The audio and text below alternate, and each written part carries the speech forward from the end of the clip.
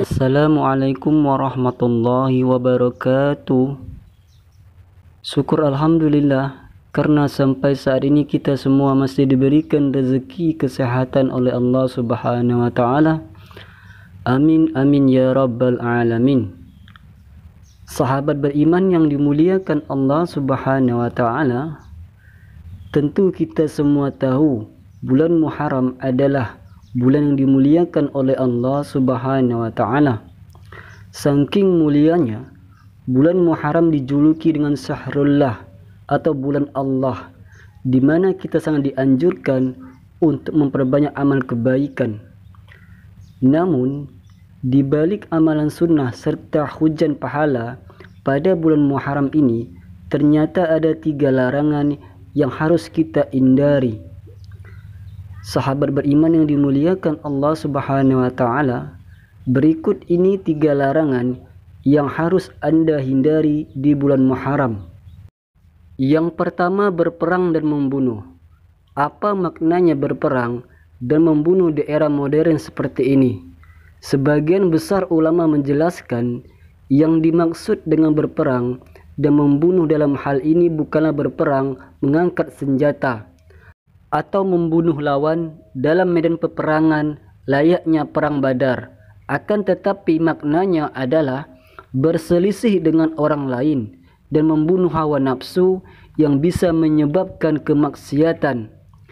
Karena itu semua harus tahu bulan Muharram adalah salah satu bulan mulia untuk bertaubat kepada Allah Subhanahu wa taala.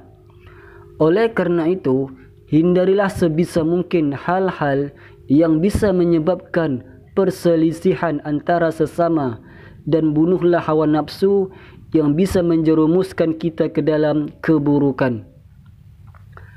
Lalu yang kedua, menzolimi diri sendiri dan orang lain. Yang dimaksud menzolimi diri sendiri adalah melakukan perbuatan yang tidak sesuai dengan syariat agama Islam. Misalnya adalah menyekutukan Allah Subhanahu wa taala, menyombongkan diri dengan harta kekayaan ataupun jabatannya, bersikap angkuh dan lain sebagainya. Meski hal tersebut terkesan kecil, namun kita sering tidak sadar bahwasanya yang kita lakukan adalah perbuatan menzalimi diri sendiri. Sebisa mungkin hindarilah untuk menganiaya diri saudaraku sendiri, dan segeralah untuk bertaubat. Karena Allah Subhanahu wa taala berfirman dalam Al-Qur'an surat An-Nisa ayat 110. Dan barang siapa yang mengerjakan kejahatan dan menganiaya dirinya, kemudian ia memohon ampun kepada Allah, niscaya ia mendapati Allah Maha Pengampun lagi Maha Penyayang. Lalu menzolimi orang lain yang kita lakukan tanpa sadar, contohnya adalah ghibah atau membicarakan keburukan orang lain, berbohong, menipu, berkhianat, mengambil hak orang lain, mengadu domba, bahkan sampai memfitnah.